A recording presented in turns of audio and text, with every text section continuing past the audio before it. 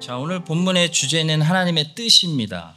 르호보암의 뜻이 하나님의 뜻과 어긋나서 이렇게 가다가 하나님의 뜻을 깨닫고 자기 뜻을 포기하고 하나님의 뜻을 르호보암이 받아들이는 그런 이야기입니다. 여러분과 저를 향해서도 새해에 하나님 작정하신 뜻이 있습니다. 문제는 하나님의 뜻을 우리가 어떻게 알 수 있느냐. 먼저 알아야 되잖아요. 이게 첫 번째 문제고요. 알아도 하나님의 뜻을 따르려면 내 뜻을 포기해야 되는 그런 결단이 필요합니다. 근데 만약 그렇게 한다면, 하나님 뜻대로 우리가 새해를 산다면 어떤 결과를 기대할 수 있을까요? 오늘은 이런 주제들에 대해서 말씀을 나누고자 합니다. 먼저 첫 번째로 하나님의 뜻을 깨닫는 방법부터 살펴봐야 됩니다. 이스라엘의 10지파가 독립을 선언하고 떨어져 나갔어요. 그래서 르호보암이 18만 명의 군사를 일으켜서 나라를 회복시키려고 했습니다. 르호보암이 예루살렘에 이르러 유다 온 족속과 베냐민 지파를 모으니 택한 용사가 18만 명이라.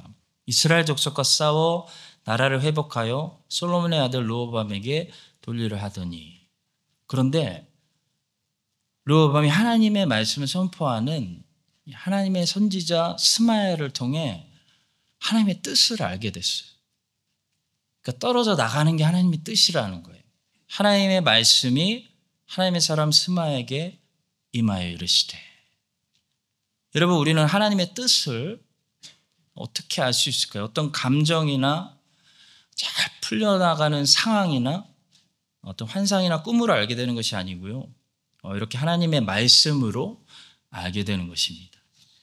왜냐하면 감정은 기복이 심하고 상황이 때로는 풀리는 것이 아니라 막히는 것이 하나님의 뜻일 수도 있어요.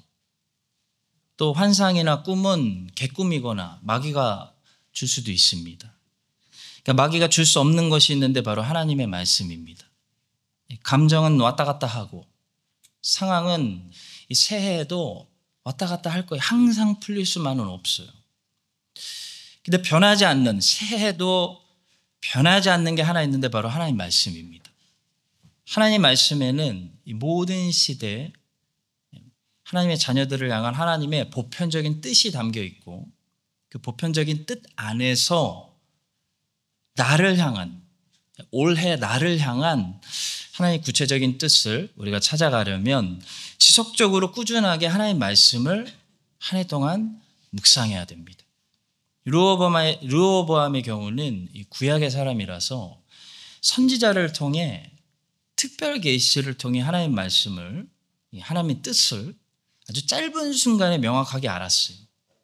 근데 예수님이 마지막 최종 계시로 오셨고 예수님 뒤에 더 계시 없어요.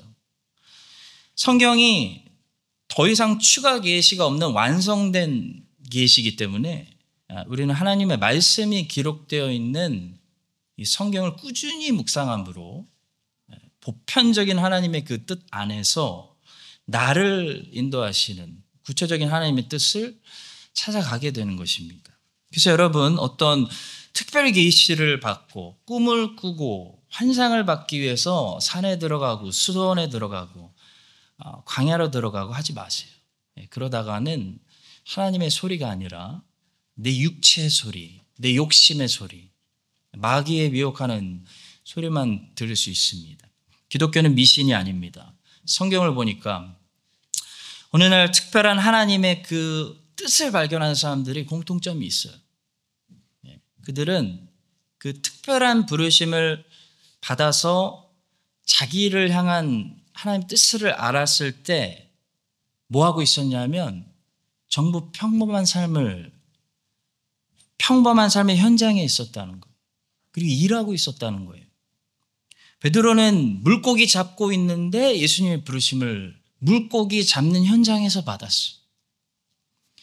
마태도 그날 세리간에 앉아서 일하고 있는데 예수님의 부르심 받았어요. 모세도 이드로에 양 치고 있는데 하나님의 부르심 받았어요. 갈릴리 해변에 다니시다가 두 형제고 베드로라는 시몬과 그 형제 안드레가 바다에 금을 던지는 것을 보시니 그들은 어부라. 말씀하시되 나를 따라오라. 내가 너희를 사람을 낚는 어부가 되게 하리라.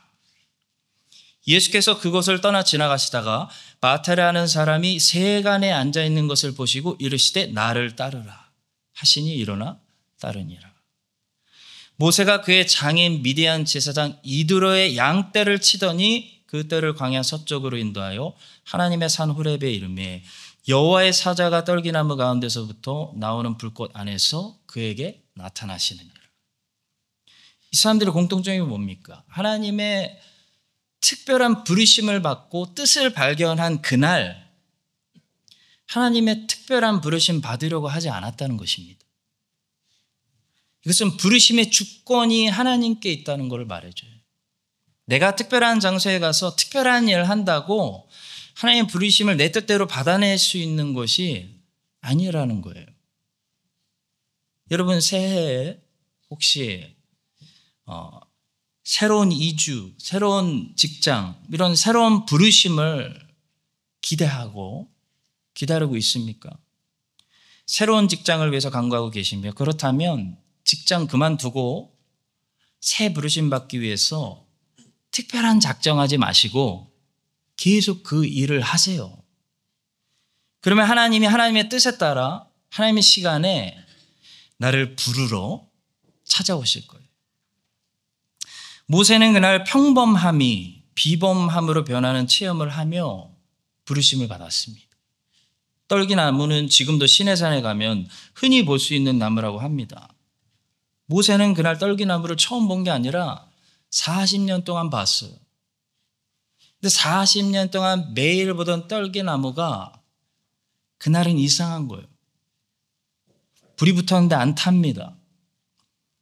그리고 그 속에서 자기를 찾아오신 하나님을 발견하게 되고 자기를 소명으로 부르시는 하나님의 뜻을 받게 돼요. 성도 여러분, 모세처럼 하나님의 특별한 음성을 듣고 싶으면 기도원 가지 마시고요. 매일 꾸준히 성경을 읽으세요. 매일 새해에 말씀을 읽으세요. 그러면 어느 날 그 매일 하는 평범한 말씀 묵상의 시간이 비범해지면서 하나님의 음성이 하나님 말씀 속에서 너무나 구체적으로 너무나 명확하게 나를 향한 하나님 뜻이 이거구나. 나를 부르시고 나에게 말씀하시고 나와 내 가족을 인도하시는 그런 응답하심을 경험하게 될 것입니다. 그런데 우리는 그렇게 하나님의 음성을 들었어도 확신하지 못할 수 있습니다. 내가 잘못 들었나? 내 기분인가? 그럴 수가 있어요. 그래서 만약에 하나님이 부르시는 음성이라면 하나님은 반복해서 불러주세요. 이게 은혜예요. 그래서 우리가 의심하지 않고 이거 하나님의 뜻이구나. 하나님의 음성이구나. 확신할 수 있게 해주십니다. 여러분 사무엘이 처음 부르심을 받았을 때 어렸습니다. 아이였습니다. 하나님이 사무엘을 한 번만 부르시지 않았어요. 항상 사무엘아 사무엘아 반복해서 불러주셨어요. 그런데도 사무엘은 하나님의 음성을 처음 듣고 처음에 그게 엘리 제사장이 자기를 부르는 소리인 줄 알았어요. 3번이나 그랬어요. 엘리 제사장이 사무엘보다 먼저 깨달았죠. 야, 하나님이 너를 부르시나 보다 라고 코칭해줘가지고 사무엘이 하나님 부르심을 받게 됩니다. 여러분 사무엘이 그렇게 생각했을 것 같아요. 설마 나에게 엘리 제사장이 저기 계신데 난 아직 어린데 뭐 어떤 이유든 설마 이것은 하나님이 나를 새로운 곳으로 새로운 숙제로 부르시는 음성일 리가 없다. 확신하지 못했어도 하나님은 사무엘을 꾸짖지 않으시고 사무엘을 부르실 때 사무엘이 확실할 때까지 반복해서 불러주세요. 여호와께서 사무엘을 부르시는지라 여호와께서 다시 사무엘을 부르시는지라 여호와께서 3번째 사무엘을 부르시는지라 여호와께서 임하여 서서 정과 같이 사무엘아 사무엘아 부르시는지라 사무엘이 이르되 드디어 말씀하옵소서. 주의 종이 듣겠나이다. 이 말씀은 주님, 이제 제가 하나님의 뜻을 알았으니까 뜻대로 순종하겠습니다. 이런 대답이에요. 모세가 여러분 그 뜨거운 광야에서, 미들이스트 광야에서 불타는 떨기나무 한두 번 봤겠습니까? 40년 동안. 자주 봤을 거예요. 근데 그날 본 불타는 떨기나무는 좀 달랐습니다. 그래서 주목해서 가봤더니 거기에 하나님이 임재하셨고, 그 평범한 매일 그 장소에 하나님이 임재하셨고, 하나님이 거기서 모세를 부르셨어요. 그때도 하나님은 모세야 모세야 반복해서 부르세요. 그리고 모세가 네 알겠습니다, 하나님 뜻대로 가겠습니다 할 때까지 부르세요. 여호와께서 그가 보려고 돌이켜오는 것을 보신지라. 하나님이 떨기나무 가운데서 그를 불러 이르시되 모세야 모세야 하시면 그가 이르되 내가 여기 있나이다. 성도 여러분, 하나님이 새롭게 부르시지 않았다면 그냥 그 자리에서 그 일을 하고 계셔야지, 내가 새로운 부르심 받고 싶어서 지금 일 그만두고 벗어나고 내가 특별한 장소 만들어서 하나님 찾으려고 하면 내가 듣고 싶은 내 음성만 듣게 됩니다.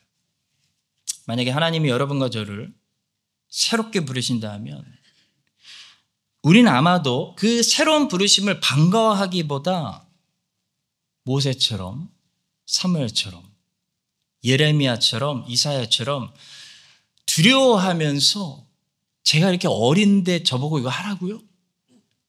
200만 명 인도하라고요 저보고? 주여, 주의 종이 어떻게 그 일을 감당하겠습니까? 해본 적이 없는데요. 나보다 더 준비된 보낼 만한 종을 보내소서 라고 대답할 가능성이 사실 커요. 그것이 하나님의 부르심이에요. 하나님의 주권으로 능력이 나타나게 하시는, 그게 하나님의 부르심일 가능성이 커요. 그리고 아마도 요나같이 거절하고 도망 다닐 수도 있어요. 저도 목회의 부르심을 처음 받았어요. 1년 동안 도망 다녔습니다. 결국 붙잡혔죠. 그러나 하나님이 부르심이라면요, 하나님이 진짜 부르실 때는 하나님은 우리가 그걸 받아들이고 순종할 때까지 모세야 모세야 반복해서 명확하게 말씀하실 겁니다. 성도 여러분, 새해입니다. 새해 나를 향한 하나님의 뜻을 어떻게 우리가 구별할 수 있을까? 어디 가서 찾을까요? 하나님 말씀입니다. 하나님 말씀을 여러분 매일 꾸준하게 평범한 일상 속에서 읽으십시오. 모세처럼 40년 동안 양치기 하면서 읽으시고, 사무엘처럼 엘리 제사장 밑에서 수종 들며 읽으세요. 베드로 안드레처럼 여전히 물고기 열심히 잡으시며 금을 내리시며 읽으세요. 그러면 어느 날이 될지 모르지만 말씀 속에서 이제 물고기 그만 잡고 사람 잡으러 가자 라고 말씀하시면 나를 부르시는, 큰 자리든 작은 자리든 그 자리를 부르시는 특별한 하나님의 음성을 듣게 될 것입니다. 르호보암은 다행히도 자기 뜻으로 가다가 하나님 선지자를 통해, 하나님 말씀을 통해 하나님 뜻을 알게 되어 하나님의 뜻으로 돌이켰습니다. 여러분과 저에게도 새해 날마다 하나님 말씀 묵상으로 내 뜻을 향해 걸어가는 것이 아니고 예비하신 하나님의 뜻으로 살아가게 하여 주시기를 예수님의 이름으로 축복합니다. 자, 두 번째로 르호보암의 뜻은 뭐였냐면 전쟁이었고, 하나님의 뜻은 보니까 화평이었다는 사실입니다. 르호보암은 문제를 전쟁으로 해결하려고 했습니다. 21절입니다. 르호보암이 예루살렘에 이르러 유다 온 족속과 베냐민 지파를 모으니 택한 용사가 18만 명이라. 이스라엘 족속과 싸워 나라를 회복하여 솔로몬의 아들 르호보암에게 돌리려 하더니. 여러분, 르호보암이 전쟁하려고 했던 거 사륙하려고 한 거 아닙니다. 사륙이 목적이 아니에요. 회복이 목적이에요. 근데 그 회복의 방법으로 르호보암은 전쟁밖에 할 게 없다고 생각했어요. 우리도 르호보암 같이 다 잘하겠다는 거잖아요. 회복을 위하겠다는 목적은 선한데 우리는 전쟁을 해야 된다고 생각할 때가 너무나 많아요. 근데 하나님은 뭐라고 말씀하시냐면 애야, 적들하고 전쟁해야지 형제하고 전쟁하지 말라고 말씀합니다. 24절에서 형제라는 단어에 주목하세요. 여호와의 말씀이 너희는 올라가지 말라. 너희 형제 이스라엘 자손과 싸우지 말고 집으로 돌아가라. 문제는 우리가 자주 적들을 적들로 삼는 것이 아니고 형제를 적으로 삼을 때가 많다는 거예요. 여러분, 르호보암 이스라엘 왕의 적은요, 이스라엘이 아닙니다. 하나님을 모르는 블레셋, 모압, 암몬, 불신, 하나님 모르는 무신론, 이게 하나님 백성의 적이에요. 우리의 적은 함께 교회 다니는 사람들이 아닙니다. 에베소서 6장 12절은 말씀합니다. 우리의 씨름은 혈과 육을 상대하는 것이 아니요 통치자들과 권세들과 이 어둠의 세상 주관자들과 하늘에 있는 악의 영들을 상대함이라.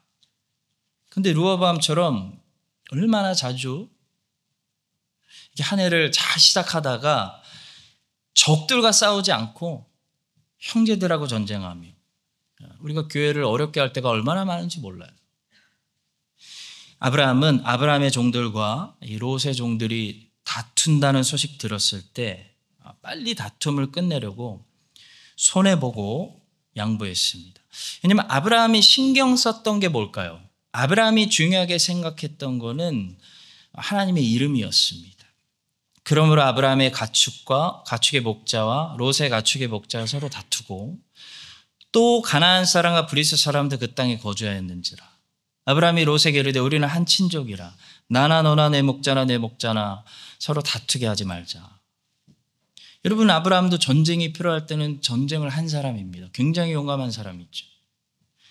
근데 아브라함은 적들하고 전쟁을 했다는 거예요. 형제하고 전쟁하지 않았어요. 아브라함은 롯하고 전쟁이 아니라 화평하기를 힘썼어요. 왜냐하면 이 형제들이 싸울 때 거기에 그들만 있는 것이 아니고 아브라함은 뭘 알았냐면 거기에 가나안 사람, 브리스 사람도 거주하고 있었다는 것을 의식했어요. 다시 말해 아브라함은 하나님을 세상에 증거하는 증인으로서 하나님을 모르는 사람들 앞에서 그들이 시험 들어서 하나님을 우리가 잘못 선전할 만한 꼴을 만드는 것을 두려워했다는 거예요. 여러분, 아이에게 가장 좋은 교육 환경은요, 아이에게 잘해주는 게 아닙니다. 아이에게 너무 잘해주면은 망칠 수도 있어요, 애들은. 아이에게 가장 좋은 환경은 엄마 아빠가 서로 사랑하는 것을, 그게 아이에게 제일 좋은 환경이래요. 아이가 다 느낀대요. 반대로 아이들을 상처 많은 삐뚤어진 사람으로 키우는 제일 좋은 방법은 아이를 학대하는 것이 아니라 아빠가 엄마를 학대하고 엄마가 아빠를 증오하는 거예요. 그렇대요. 마찬가지로 믿지 않는 사람들에게 가장 상처가 되는 모습은요, 믿는 사람들끼리 서로 미워하고 증오하고 싸우는 거예요. 그때 우리는 가장 전도할 수 없게 돼요. 아브라함은 그걸 두려워했습니다. 그래서 그는 우리가 한 가족이라는 것을 형제라는 사실부터 리마인드 시킴으로써 화평케 하려고 했습니다. 못난 사람은요, 적들하고 싸우지는 못하면서 형제들하고 싸우는 사람이에요. 여러분, 다윗은 무서운 적들하고 많이 싸웠습니다. 다윗이 싸웠던 적들 엄청난 장군들이었어요. 근데 다윗은 한 번도 자기를 무시하는 형들이나 자기를 저주하는 시므이나 자기 말 되게 안 듣는 요압을 향해서 칼집에서 칼을 꺼낸 적이 없어요. 칼을 겨눈 적이 없습니다. 왜냐하면 다윗은 멋있는 사람이기 때문이에요.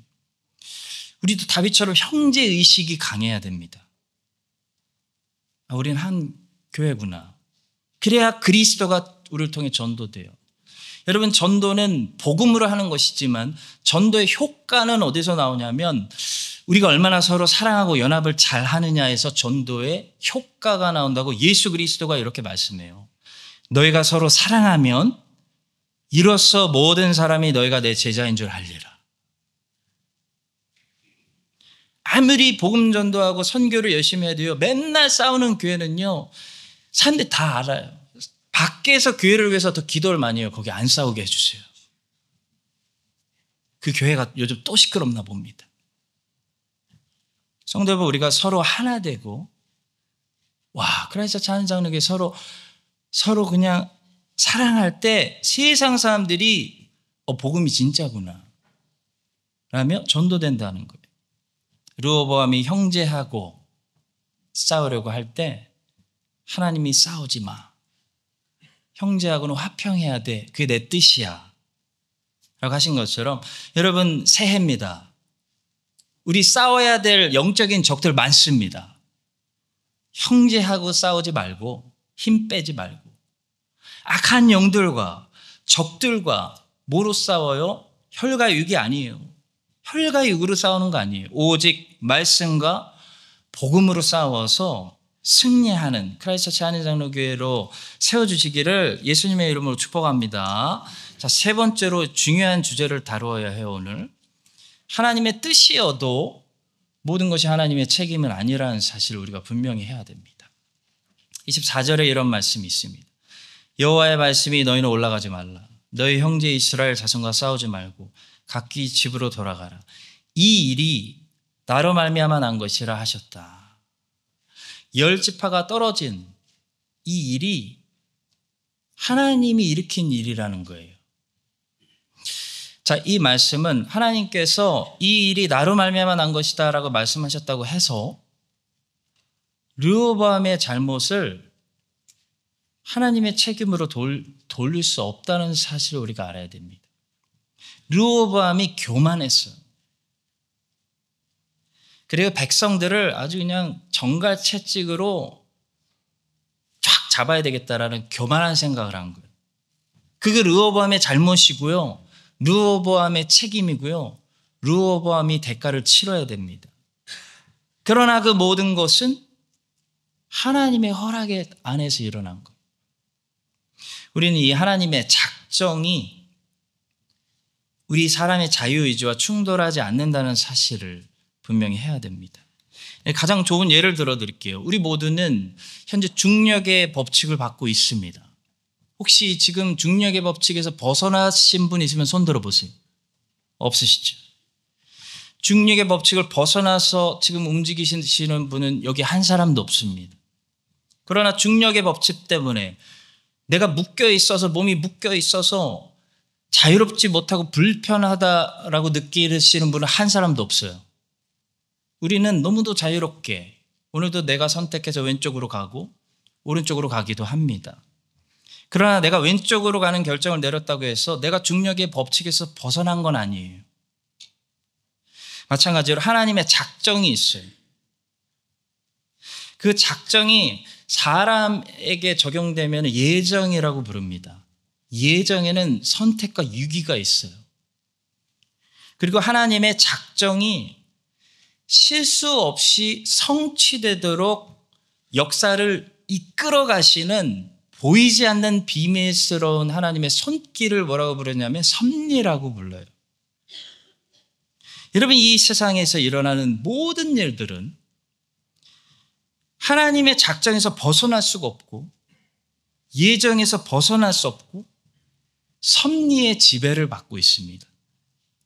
따라서 하나님이 모르시는 일이 없고 하나님이 절대 실수하시는 일이 없고요. 하나님의 계획이 절대로 실패하는 일이 있을 수가 없어요. 자, 그러나 그렇다고 해서 세상 사람들이 쓰는 단어처럼 운명이나 숙명처럼 나의 잘못도 어차피 하나님이 다 작정해 놓으셨다는 숙명으로 해석해서 내 죄의 책임을 하나님께 넘기면 안 된다는 거예요. 우린 그런 실수를 할 때가 너무나 많아요.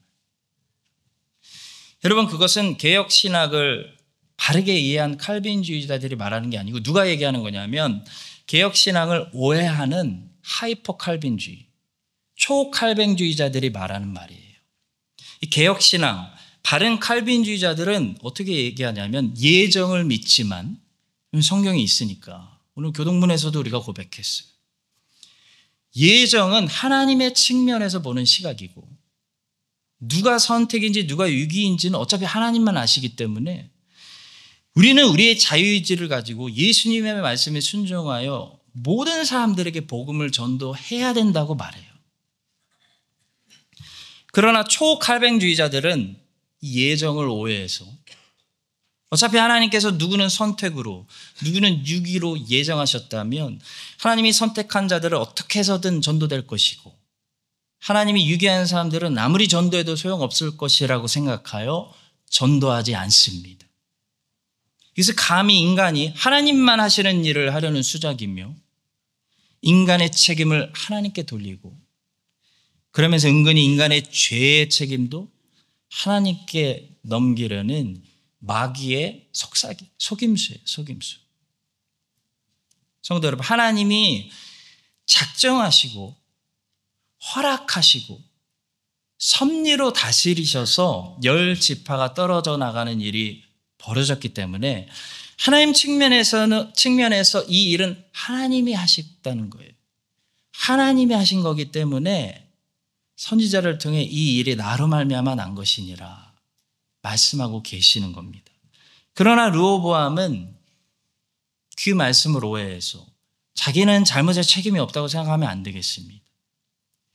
르호보암은 노인들의 훌륭한 조언을 버리고 마음이 교만해가지고 건방진 사람들의 악한 조언을 받아들이고 백성들을 향해 마음을 완고하게 먹은 것을 하나님 앞에 회개하고 다시는 왕으로서 그러지 않도록 레슨을 배워야 돼요. 예레미야 애가라는 성경이 있습니다. 예레미야 애가는 예레미야 선지자가 남유다가 바벨론 때문에 멸망당할 때 예루살렘 도시가 완전히 파괴되는 것을 보고 눈물로 기록한 하나님의 말씀입니다. 그런데 예레미야 애가 1장은 인간의 측면에서 보는 시각으로 기록했고 예레미야 애가 2장은 하나님의 측면에서 보는 시각으로 기록했어요. 1장에서는 이 멸망의 원인을 우리가 하나님께 범죄했기 때문에 바벨론이 쳐들어왔어. 우리의 죄 때문에 이런 일이 일어났습니다. 우리 책임입니다라고 회개하는 장이에요. 예루살렘이 크게 범죄함으로 조석거리가 되었으니 나의 모든 죄악들로 말미암아 내게 행하신 것 같이. 자, 그러나 2장에서는 이런 일이 일어난 사건을 하나님께 돌리고 있습니다. 하나님이 원인이라는 거예요. 하나님께서 허락하셨기 때문에 이런 일이 일어났다. 하나님의 작정과 섭리를 믿는 신앙을 고백하는 거예요. 슬프다. 주께서 어찌 그리 진노하사 주께서 야곱의 모든 거처들을 삼키시고 주께서 원수같이 되어 이스라엘을 삼키셨으니 주께서 그의 초막을 동산처럼 헐어버리시며 여호와께서 자기 제단을 버리시며 여호와께서 딸 시온의 성벽을 헐기로 결심하시고 바벨론이 그렇게 한 게 아니라 여호와께서 그렇게 하셨다라고 호소하고 있는 거예요. 17절에 놀라운 예레미야의 신앙을 보십시오. 여호와께서 이미 정하신 일을 행하시고 여러분 이 예레미야의 신앙은 어떤 신앙이냐면 죄의 책임을 하나님께 돌리는 신앙이 아니라 하나님의 실수가 없는 하나님의 작정 하나님의 완벽하신 섭리 하나님이 허락하지 않으시면은 참새 한 마리도 땅에 떨어지지 않는다는 위대한 신앙을 고백하는 신앙인 거예요. 주께서 내 두려운 일들을 사방에서 부르시기를. 하나님이 작정하셨고 하나님이 이 일을 허락하셨고 섭리로 역사를 이끄셨기 때문에 솔로몬에게 말씀하신 대로 솔로몬의 아들 때 10지파가 떨어져 나가는 역사가 일어났습니다. 그러나 그 과정 속에는 르호보암의 잘못된 선택과 교만과 악한 성품, 지혜롭지 못한 판단이 있었어요. 이 두 가지 사실을 하나라도 놓치면 이단입니다. 바른 신앙이 아니에요. 바른 신앙은 예레미야의 신앙이에요.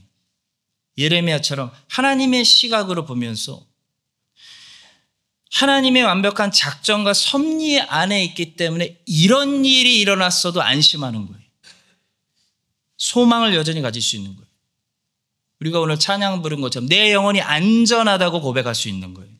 그러나 동시에 우리의 시각으로도 보면서 내 잘못을 하나님께 던지는 게 아니라 하나님, 내가 잘못했습니다. 회개하는 거예요.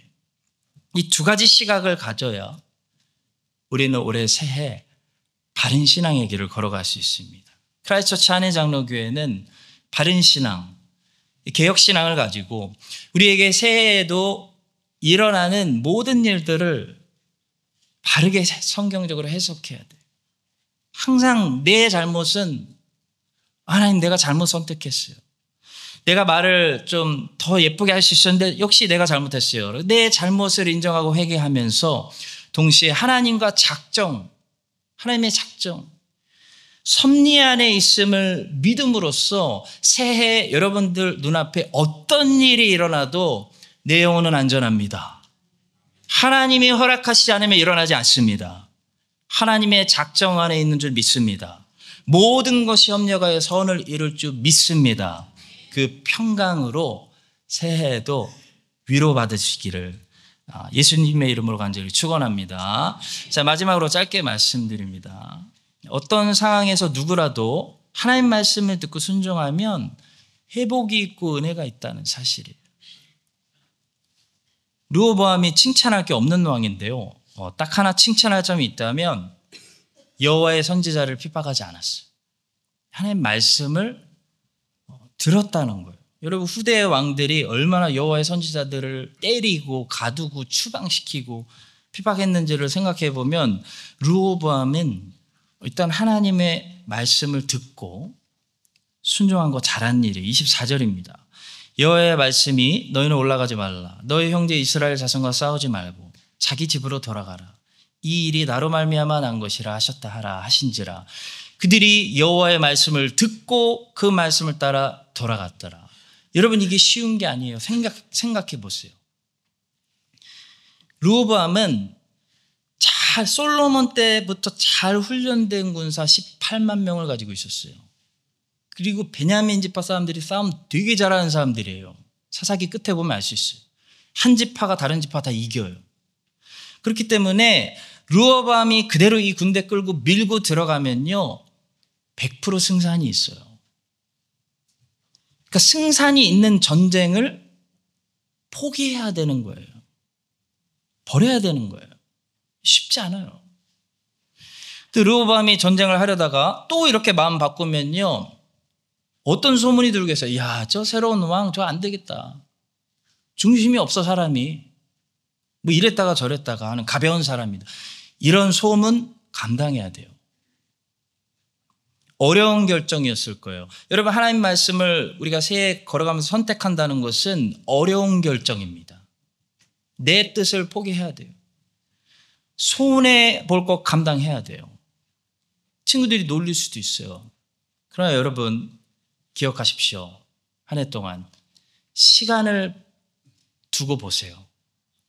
그럼에도 불구하고 당장 손해보지만 내가 하나님의 뜻이 너무 명확하기 때문에 하나님의 말씀대로 순종하겠습니다. 그러면요, 여러분, 시간이 지날수록 반드시 선한 결과가 여러분에게 나타나실 것입니다. 100%예요. 100%. 당장은 아무것도 안 보여요. 손해일 수 있어요. 마이너스일 수 있어요. 근데 시간이 지날수록 하나님 말씀대로 순종하는 사람은 그 자녀들도 그렇고 점점 나타납니다. 르호보암의 경우에는 어떻게 나타났을까요? 이제 그 다음 이야기를 보시면 알 수가 있는데요. 다음 주 본문인데요. 르호보암은 하나님 말씀에 순종해서 전쟁 멈추고 일단 돌아갔습니다. 그리고 그 다음 본문은 이제 북쪽의 여로보암 이야기를 우리에게 들려줘요. 이 여로보암이 10지파를 가졌는데도 불안했어요. 왜냐하면 이스라엘 모든 남자들은 모세의 율법에 따라 1년에 3번입니다. 6월절, 77절, 초막절. 예루살렘에 모여서 제사를 드려야 되기 때문에 백성들이 저렇게 자꾸 예루살렘으로 가다 보면 야, 원래 르호보암이 우리의 진짜 왕이잖아. 이렇게 생각할까 봐 두려웠어요. 르호보암에게 돌아갈까 봐 두려웠어요. 그래서 여로보암이 북쪽에다가 베델과 다네에 금송아지를 만들어 놓고 예루살렘에 가지 말고 여기서 제사 드리세요라고 했어요. 또 초막절하고 비슷한 절기를 만들었죠. 날짜를 일부러 겹치지 않게 다르게 해서 북쪽에 있는 사람들은 여호와의 절기가 아니라 이상한 절기를 지키게 했습니다. 자, 여러분, 그랬더니 어떻게 됐을까? 이게 기가 막혀요. 그랬더니 항상 어느 시대 어느 나라나 똑같아요. 생각이 별로 없는 사람들은 그냥 살았어요. 받아들이고 살았어요. 그러나 그 나라의 똑똑한 인재들, 경건한 사람들, 신앙심 좋고 경건하고 핵심 인재들 어떻게 생각했냐면 이건 말도 안 되는 거. 그럼 말도 안 되는 우상숭배 우리 받아들일 수 없습니다. 동성애 합법화 우리 못 받아들입니다. 그 거부하고 북이스라엘 떠나서 남유다로 이주해버렸어요. 전부. 그럼 북쪽에 누구만 남습니까? 금송아지에게 제사 드려도 별로 심각성을 느끼지 못하는 분별력 없는 사람들만 남는 거예요. 그리고 레위 사람들, 경건한 사람들, 제사장들, 하나님을 잘 섬겨서 온 나라가 강성해지고 하나님의 복이 임하게 하는 사람들은요, 전부 남유다로 돌아왔어요. 온 이스라엘의 제사장들과 레위 사람들이 그들의 모든 지방에서부터 르호보암에게 돌아와 레위 사람들이 자기들의 마을들과 산업을 떠나 유다와 예루살렘에 이르렀으니 이는 여로보암과 그의 아들들이 그들을 해임하여 여호와께 제사장의 직분을 행하지 못하게 하고 여로보암이 여러 산당과 숫 염소 우상과 자기가 만든 송아지 우상을 위하여 친히 제사장들을 세움이라. 이스라엘 모든 지파 중에 마음을 굳게 하여 이스라엘의 하나님 여호와를 찾는 자들이 레위 사람들을 따라 예루살렘에 이르러 그들의 조상들의 하나님 여호와께 제사하고자 한지라. 그러므로 이런 결과가 나타납니다. 3년 동안 유다 나라를 도와 솔로몬의 아들 르호보암을 강성하게 하였으니 이는 무리가 3년 동안을 다윗과 솔로몬의 길로 행하였음이로라. 르호보암이 3년 후부터 죄짓기 시작하기 전까지 나라가 강해졌다는 거예요. 사랑하는 성도 여러분, 르호보암이 전쟁을 했다면 어떻게 됐을까요? 여호와의 제사와 우상숭배 제사도 구별하지 못하는 사람들만 얻어가지고 르호보암의 통치가 더 어려웠을 거예요. 그러다가 막 우상숭배 하다가 망했을 거예요. 근데 르호보암이 당장 손해보는 것 같아도 하나님 말씀을 듣고 순종했더니 당장은 10지파가 떨어져 나가는 손해를 감수했지만 어떻게 됩니까? 시간이 지나니까 어떻게 돼요? 경건한 알곡들만 자기들의 발로 알아서 르호보암에게 돌아오는 그런 역사가 일어나서 르호보암이 3년 동안 견고해졌다는 것입니다. 여러분 새해 주신 이 말씀을 한 해 동안 붙들고 살아가십시오. 여러분과 제가 이 말씀 붙들고 여호와의 말씀 붙들면 당장은 손해볼 것 같아도 두고 봐라. 송구영 신 예배 드리는 날 한 해 동안 시간이 갈수록 하나님이 주시는 강건해지는 복받는 하나님이 원하시는 열매들이 풍성하게 맺는 여러분과 저의 선한 결과를 인생에 거두시기를 예수님의 이름으로 간절히 축원합니다. 기도하겠습니다. 하나님 아버지, 오늘 아버지의 말씀을 통해서 하나님의 뜻을 어떻게 말씀으로 분별해야 하는지, 하나님의 뜻이, 작정하신 뜻이 어떻게 저절로가 아니라 나의 믿음과 순종을 통해 성취되어야 하는지, 하나님의 뜻과 내 뜻이 충돌할 때 하나님 말씀에 순종하면 어떤 결과를 얻는지 배웠습니다. 주님, 새해 하나님 뜻대로 살 수 있는 힘을 주세요. 특히 특히 형제들끼리 다투지 않고 악한 영들과 싸우고 형제들과 열심히 화평해서 그리스도를 세상에 효과적으로 증거하는 크라이스트 한인 장로교 될 수 있도록 우리에게 평화를 허락하여 주시옵소서. 예수님의 이름으로 기도합니다.